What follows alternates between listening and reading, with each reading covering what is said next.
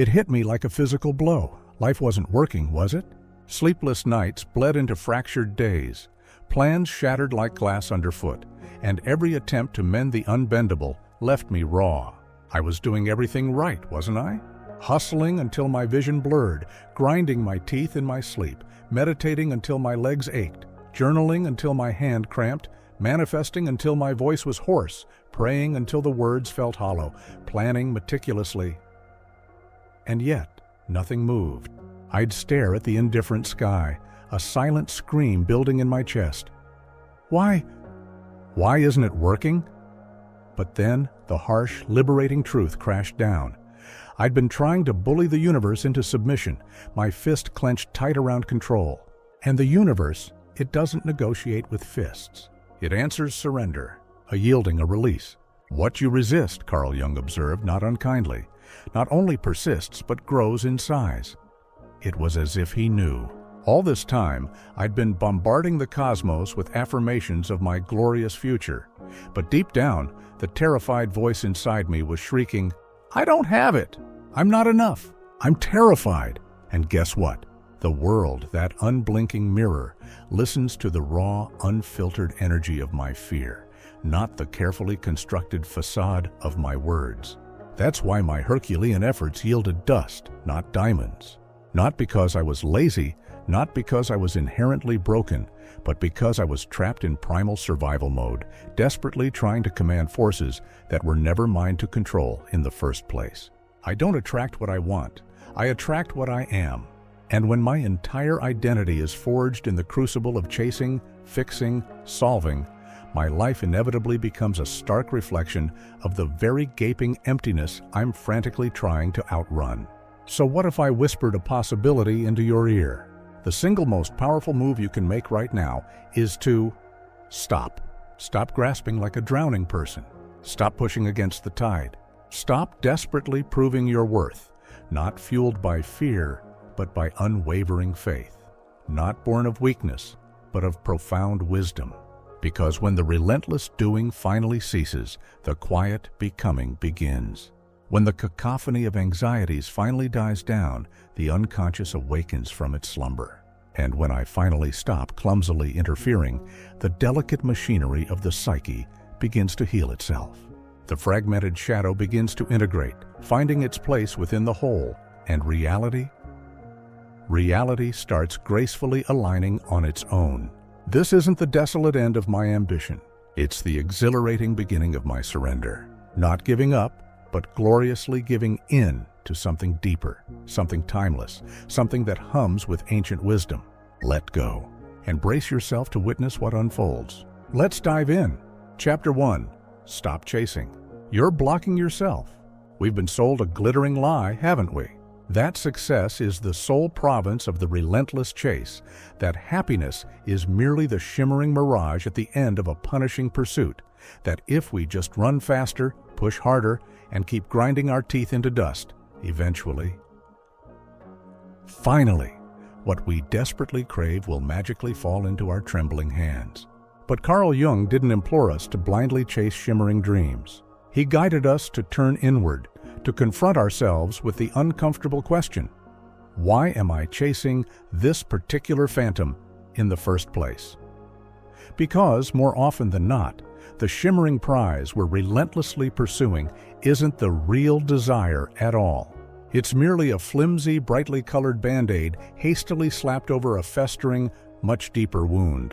When you crave love with a soul-consuming desperation that gnaws at your insides, is it truly about love? Or is it the raw, primal terror of being abandoned, rejected, utterly alone? Again? When you obsess over the cold, hard gleam of wealth, is it genuinely about the abstract concept of money? Or are you still frantically trying to prove your inherent worth to the critical, judging figures from your past who once made you feel so excruciatingly small, insignificant, and worthless? Jung's genius wasn't rooted in saccharine motivation. It was forged in the fires of unflinching confrontation.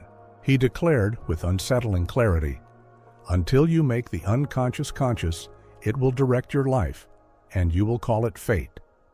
That means if you refuse to drag your festering wounds into the unforgiving light of conscious awareness, they will silently, relentlessly control your desires, twisting them into distorted reflections of your hidden pain. And you won't even realize it. So you keep desperately running toward things, endlessly believing that they, and only they, will somehow magically complete you. But life doesn't dispense what you want. It ruthlessly reflects what you are. And if what you are is wounded, desperate, fragmented into a million shattered pieces, then every single goal you chase will perpetually slip through your trembling fingers, because the raw, desperate energy radiating behind your frantic effort is screaming, "I am not whole. I am not worthy. I desperately need this external thing to finally feel enough." And the universe, it is always, unfailingly, brutally mirroring your deepest, most authentic vibration. You proclaim, "Please, universe, give me love." But the terrified energy of your heart whispers, "But I don't have it within myself." And so the universe, ever the faithful echo, whispers back, "You're right, you don't." This is why good people burn themselves out chasing relationships that perpetually implode in dramatic flames, careers that relentlessly drain their very life force, and fleeting validation that evaporates like mist in the morning sun. Not because the underlying goal itself is inherently wrong, but because the trembling, wounded self lurking behind the grand ambition is bleeding out, unnoticed and untended. The obsession is never ever about the external thing itself. It's about the deeply ingrained, often unconscious belief that that thing will somehow magically fix the gaping void within. And here's the profoundly uncomfortable truth that most people desperately try to avoid. Even if you miraculously got precisely what you thought you wanted right now, you wouldn't even be able to securely hold it. Your hands are still trembling too violently with the echoes of ancient pain, your heart still too fractured to truly receive. Jung wasn't here to help you orchestrate hollow manifestations fueled by ego. He was here to guide you toward integrating your fractured soul, to urge you to cease the frantic chasing and instead bravely face the terrified part of you that's been quietly screaming, "I'm not chasing success. I'm not chasing money. I'm not even chasing love. I'm desperately chasing wholeness." So, here's your pivotal turning point. Before you dare to ask the vast universe for even one more thing, first turn inward and unflinchingly ask yourself, what tormented part of me still feels excruciatingly empty, unloved, unworthy? Because once you bravely heal that festering wound, you'll spontaneously cease chasing what was never authentically yours to begin with, and you'll effortlessly begin attracting what was always, irrevocably and beautifully, meant for you. This isn't about nonchalantly quitting your carefully crafted goals. It's about meticulously cleansing your underlying reasons. It's about courageously becoming the kind of integrated person who no longer desperately needs anything external to feel complete, because they've already beautifully become whole within themselves. Only then will the universe cease relentlessly testing you and finally gloriously begin trusting you. Let's go deeper. Chapter 2. The unconscious is always listening. Most people stumble blindly through their days, desperately clinging to the comforting delusion that they're being ruthlessly tested by life, that the indifferent universe is relentlessly throwing agonizing obstacles in their path, solely to gauge the flimsy strength of their resolve. But the truth is far more profound, far more intimate, and far more personal. You're not being tested, judged, or punished. You're being mirrored. Life doesn't passively respond to what you superficially want. It fiercely responds to what you authentically are. Not your carefully curated affirmations, not your aesthetically pleasing Instagram captions about superficial healing, but your deepest, most primal, unconscious identity. The silent, pulsating belief system that throbs beneath every single decision you make, every single breath you take. Carl Jung understood this with brutal, unsettling clarity. He declared, "Your vision will become clear only when you look into your heart. Who looks outside dreams. Who looks inside awakens." Translation, Cease frantically searching for fragmented signs in the indifferent sky. Start painstakingly learning to decipher the deeply encoded signs pulsing within the vast landscape of your own complex soul. Because here's the gut-wrenching reality that most people desperately avoid. If your unconscious mind is saturated with gnawing doubt, paralyzing fear, lingering trauma, and suffocating unworthiness, you could painstakingly write affirmations in shimmering gold ink on every square inch of your ceiling. You could religiously repeat, "I am enough. I am worthy. I am loved," until your throat becomes raw and dry from the sheer force of your forced conviction. But it still won't land. Because deep down, in the silent recesses of your wounded heart, you don't truly, authentically believe it. You can't lie to the silent, watchful unconscious. It hears everything, it remembers everything, and it runs the entire show. Even when you naively think you're firmly in control, let's be brutally honest with ourselves for a fleeting second. That suffocating tightness in your chest when you dare to vividly visualize your radiant future, that gnawing anxiety that claws at your insides when you tentatively think about how it's all magically going to come together. That's not some fleeting spark of intuition. That's your deeply repressed unconscious screaming at the top of its raw, terrified lungs. You don't really think this is remotely possible, do you? And so life, ever the ruthless mirror, reflects that primal fear with unwavering precision. It delays the eagerly anticipated blessing, not out of some cruel, arbitrary punishment, but because your deeply entrenched energy is screaming, "I'm not ready. I'm simply not ready to gracefully receive such a magnificent gift." So what do we bravely do in the face of such a brutal revelation? We stop. We stop begging, pleading, bargaining with the indifferent universe. We stop obsessing over fleeting signs and arbitrary deadlines. We stop frantically throwing superficial positivity on top of a swirling vortex of internal chaos. Because real, authentic power isn't found in frantically doing more, pushing harder, chasing faster. It's unearthed in the gentle, unwavering act of presence. In slowing down long enough to finally hear the barely audible whispers of your own neglected, wounded psyche. When you feel the insidious tendrils of doubt begin to creep into your consciousness, don't run from them in abject terror. When the shadow of fear inevitably rears its ugly head, don't desperately bury it beneath another saccharine motivational podcast. Sit with it, breathe through it, decode it, because every single fear is a deeply encoded message. Every tiny hesitation is a critical signal. Your unconscious is always, relentlessly, speaking. The only pertinent question is, are you brave enough to finally listen?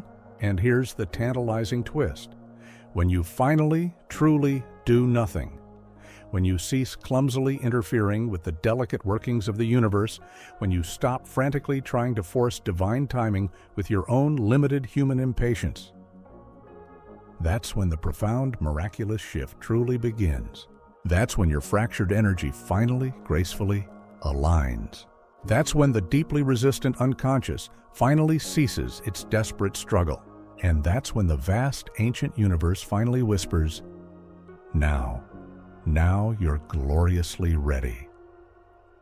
You're not here on this earth to desperately chase alignment like a shimmering, unattainable mirage. You're here to courageously become it. And profound, transformative becoming always begins in stillness. Chapter 3. Detachment isn't giving up. It's awakening. Let go. Not as an act of abject defeat, not because you've resigned yourself to a bleak, predetermined outcome, but because you've finally, exquisitely awakened to the fundamental truth. I was never meant to desperately control the vast, unpredictable world.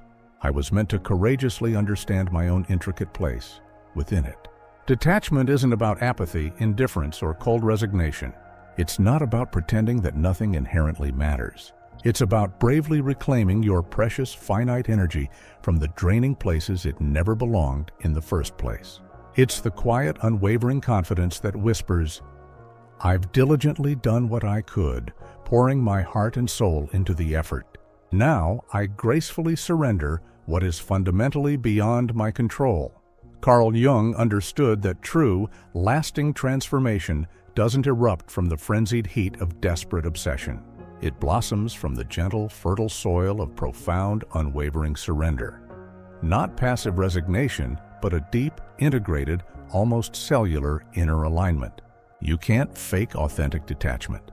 You can't flippantly scroll through Instagram, vehemently proclaiming, "I don't care anymore," while secretly, compulsively checking your phone every 5 agonizing minutes, desperately searching for their name, for a fleeting sign, for a subtle shift in the cosmic winds.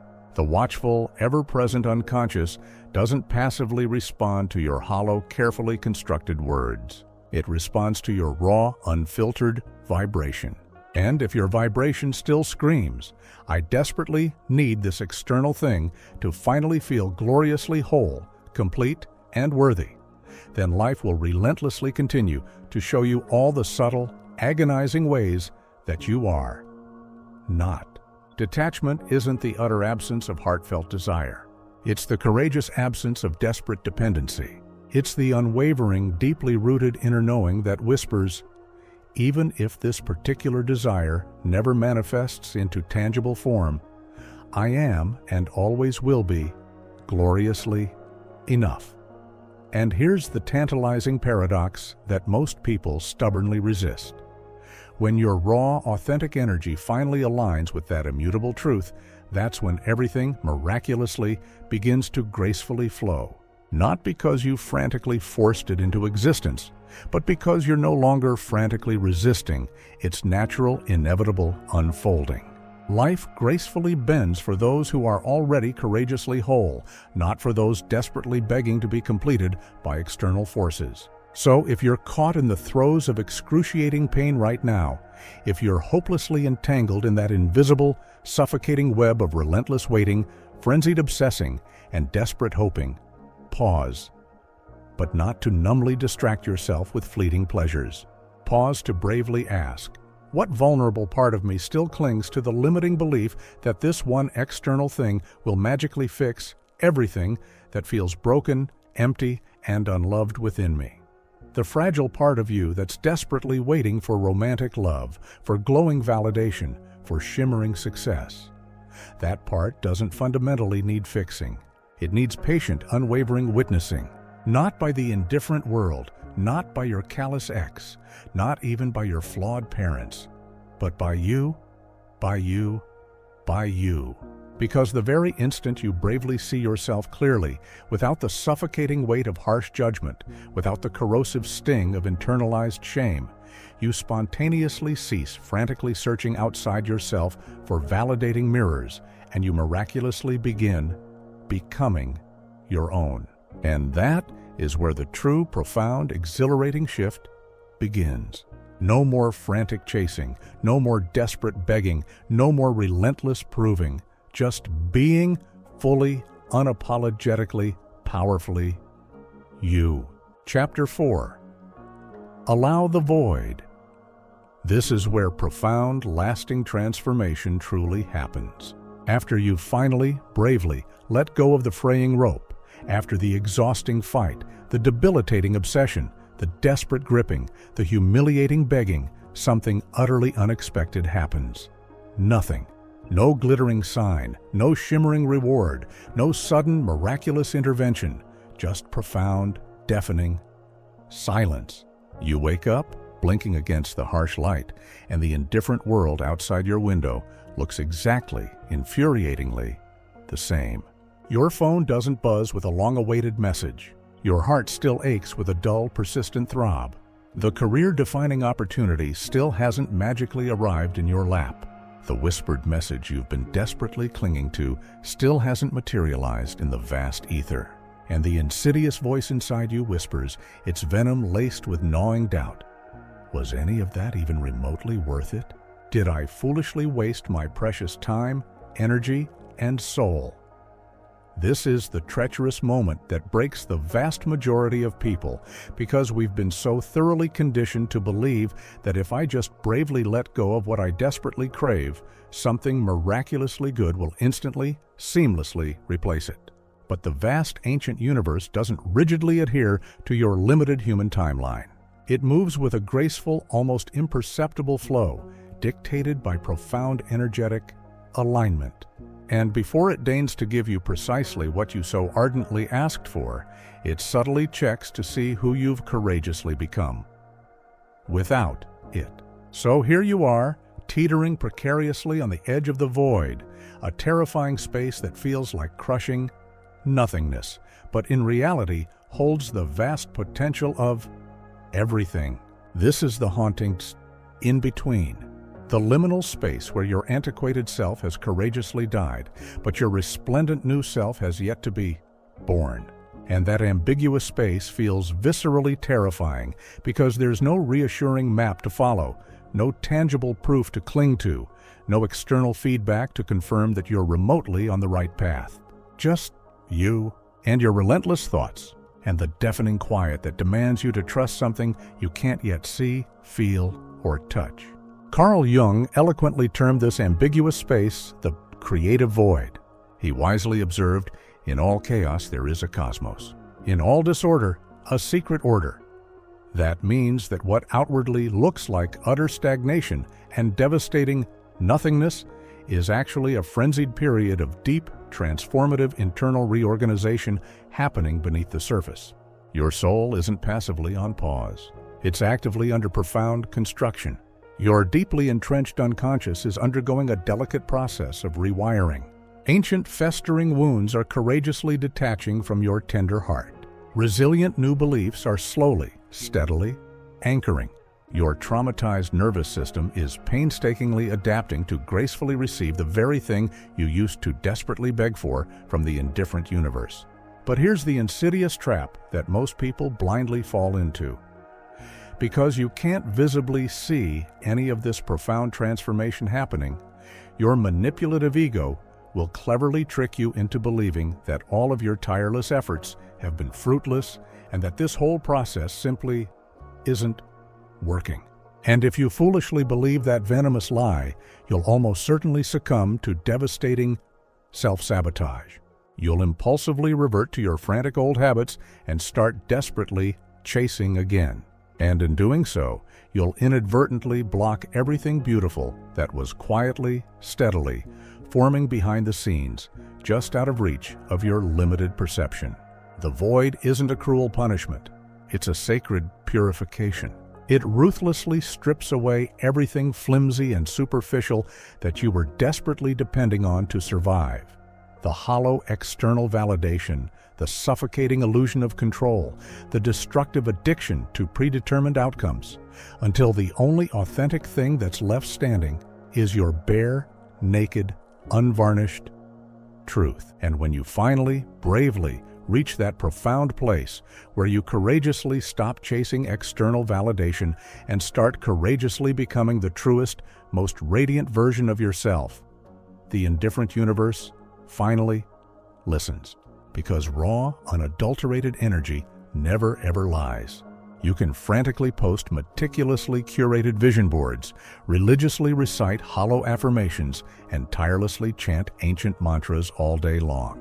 But if your underlying energy still screams, "I'm scared that this will never actually happen," then life will ruthlessly mirror that gnawing fear with unwavering precision. The void is the sacred moment where you're bravely asked to authentically embody the desired outcome, before it tangibly arrives in your three-dimensional reality. Can you viscerally feel wealthy before the money hits your depleted bank account? Can you authentically feel deeply, romantically loved before the destined relationship magically manifests? Can you courageously feel unshackled and radiantly free before anything tangibly changes on the superficial outside? Because if you resolutely can, you miraculously collapse time. You alchemize agonizing waiting into transformative becoming. You transform stagnant stillness into irresistible magnetism. You seamlessly become the radiant vibration of your deepest, most heartfelt desire. And the indifferent universe has no other rational choice but to finally, gracefully meet you there. But first, you must bravely pass the crucible of the terrifying test, the crushing silence, the vast unknown, the agonizing gap where you feel like you're doing absolutely nothing. But in stark truth, you're becoming everything. So if you're presently teetering on the terrifying edge of that sacred void right now, bravely hold your ground. Don't compulsively move. Don't frantically fix. Don't succumb to debilitating panic. Instead, breathe, gracefully align, and resolutely listen. Because once you bravely master this sacred stillness, once you courageously stop desperately needing tangible proof and start courageously becoming unshakable presence, life gets gloriously loud again. But this time, it joyfully sings your song. Chapter 5. Integrate. Don't obsess. Every single heartfelt desire you feel pulsing within you isn't just some random fleeting impulse. It's not a cruel punishment designed to torment you. It's not the indifferent universe maliciously teasing you or dangling something tantalizingly just out of reach. It's a deeply encoded mirror, a critical message, a sacred spiritual assignment. Carl Jung profoundly understood this intrinsic connection. He patiently taught that every fleeting desire is a complex signal emanating from the vast unconscious. Not an urgent invitation to desperately chase something nebulous out there, but a profound summons to courageously awaken something dormant in here. You don't truly want more money just for the sake of being superficially rich. You desperately want to feel safe. You don't truly want a passionate, fulfilling relationship just to be romantically loved. You desperately want to feel seen. You don't truly want shimmering external success just for fleeting applause. You desperately want to finally, viscerally believe that you are radiantly enough. The underlying desire itself isn't inherently the fundamental problem.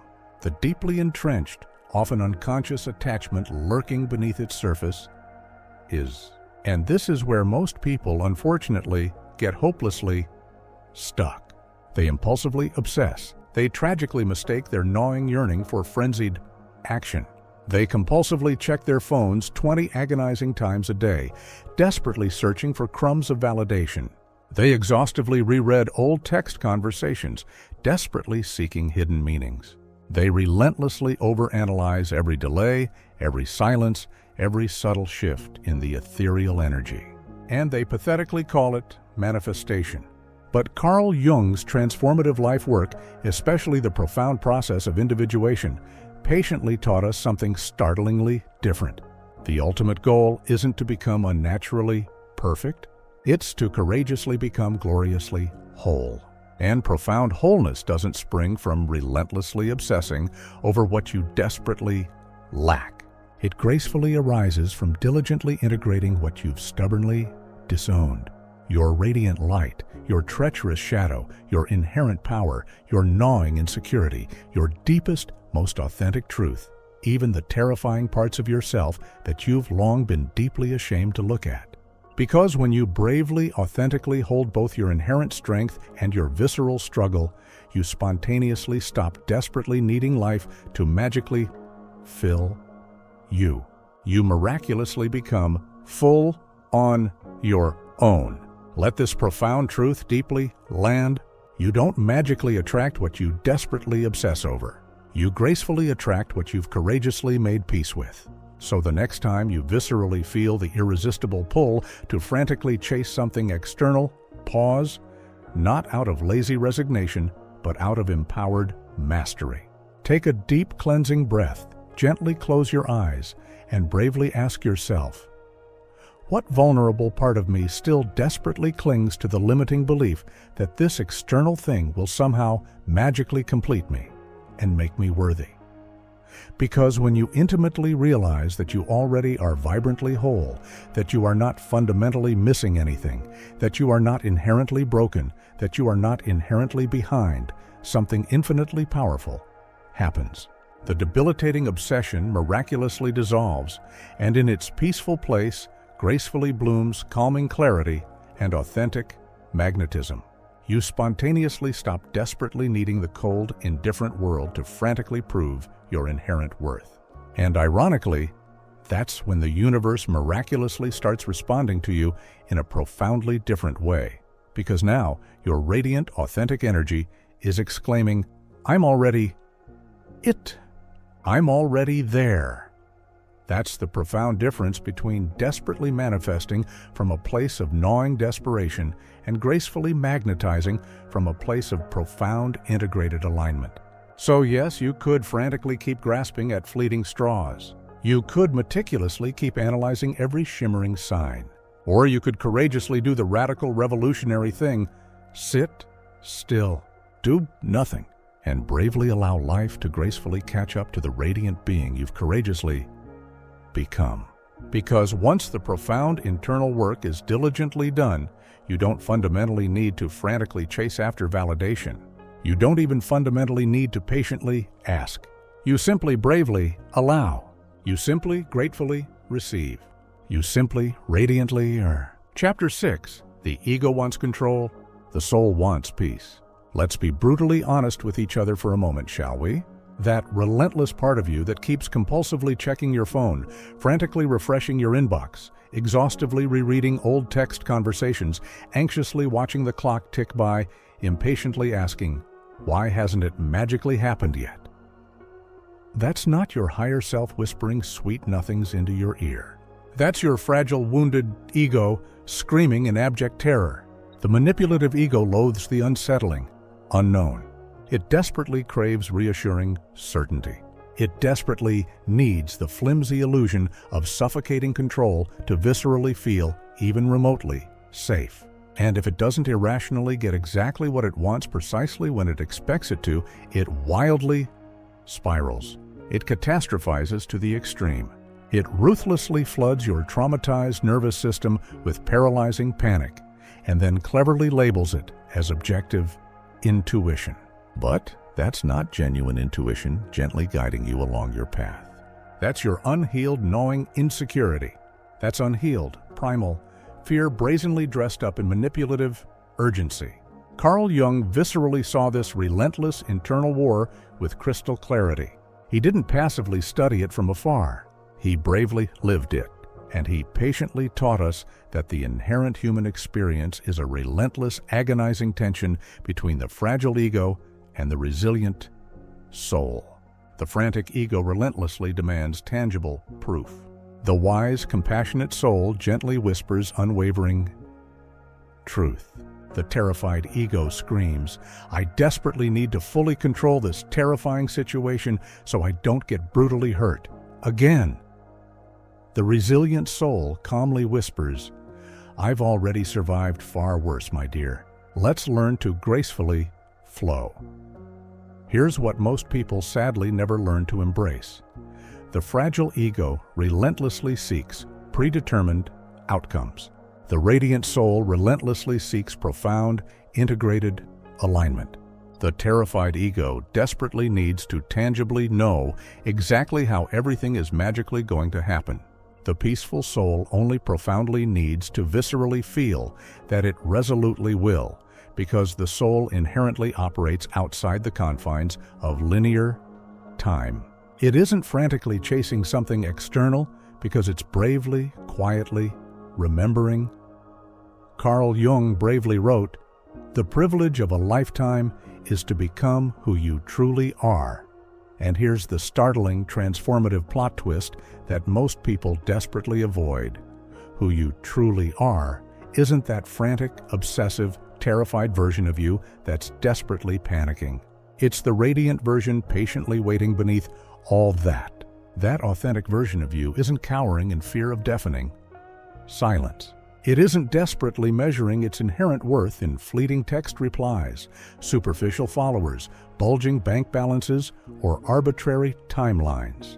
It courageously breathes deeper, speaks slower, moves with grace rather than manic urgency.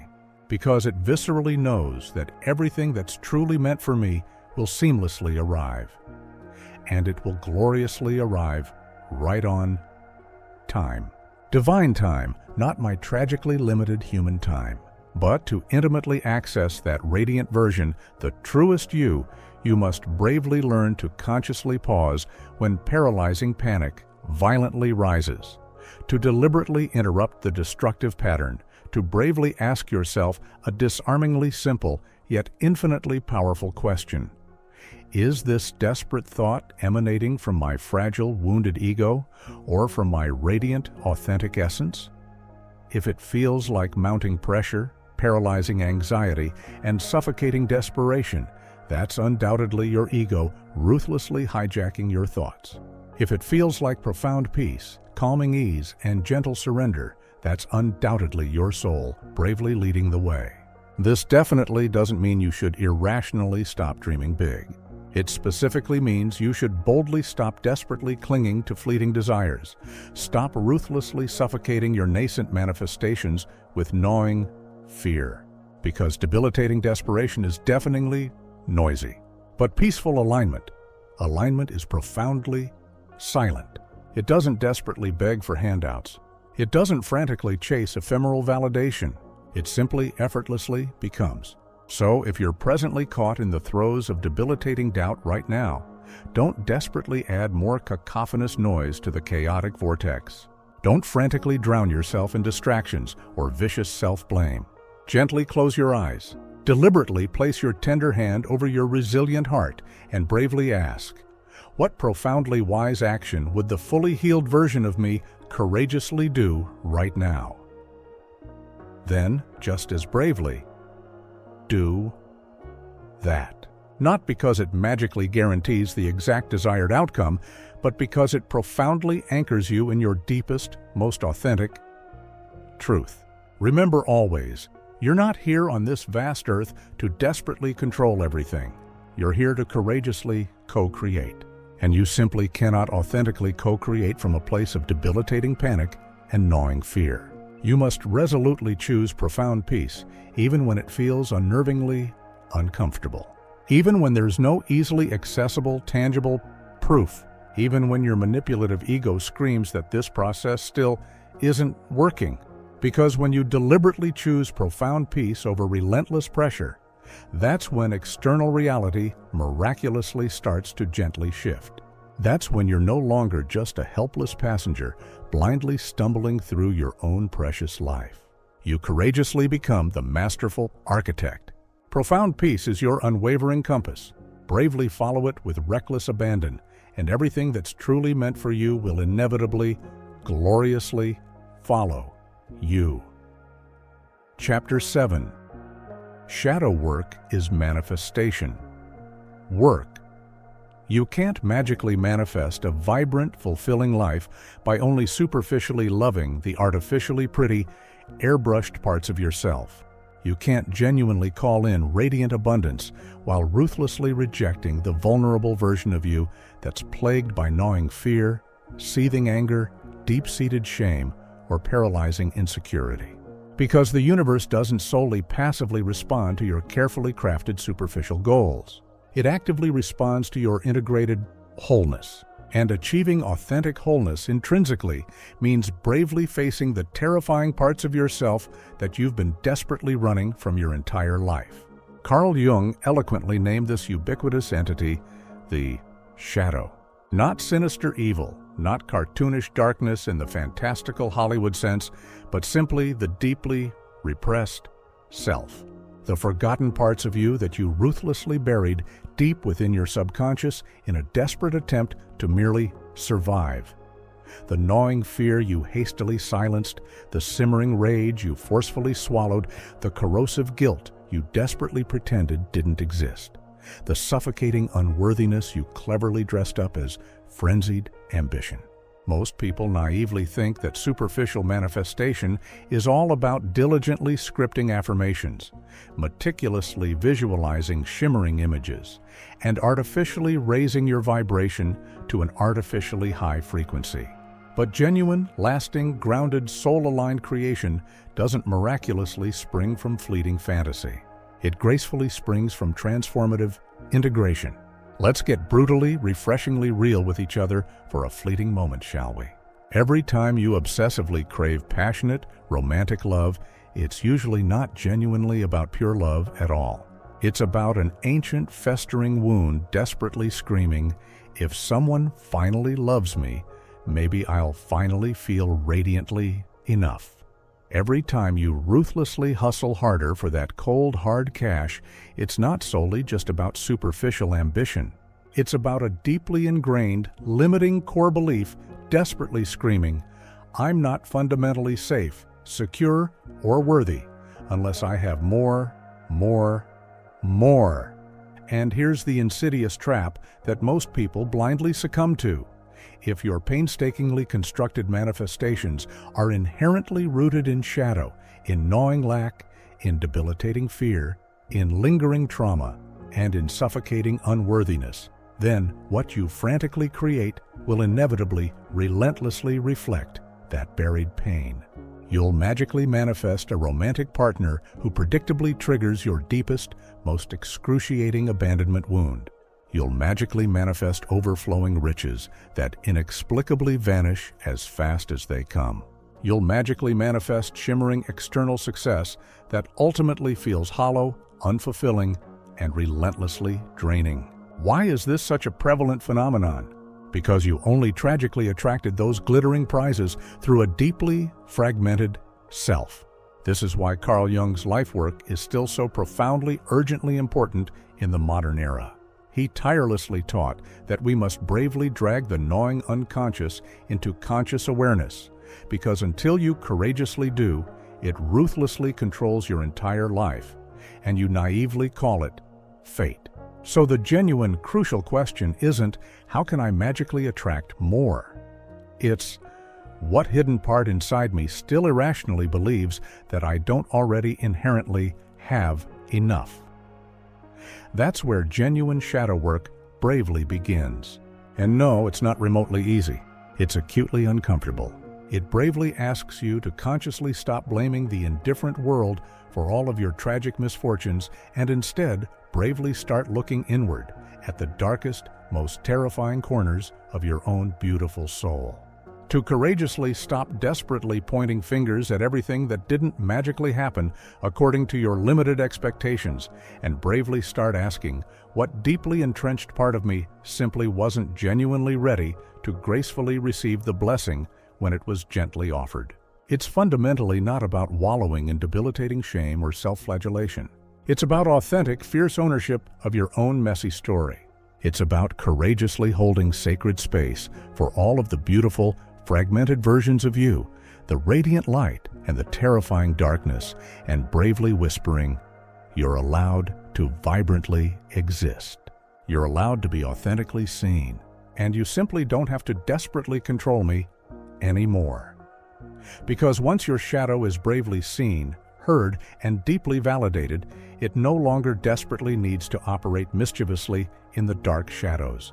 It no longer maliciously pulls manipulative strings behind your unsuspecting back. It no longer cleverly creates artificial chaos just to desperately get your long overdue attention. You bravely take your inherent power back. And in that fierce, transformative reclamation, your authentic frequency dramatically changes. You no longer desperately manifest from a place of paralyzing fear and gnawing lack. You gracefully magnetize from a place of profound, integrated wholeness.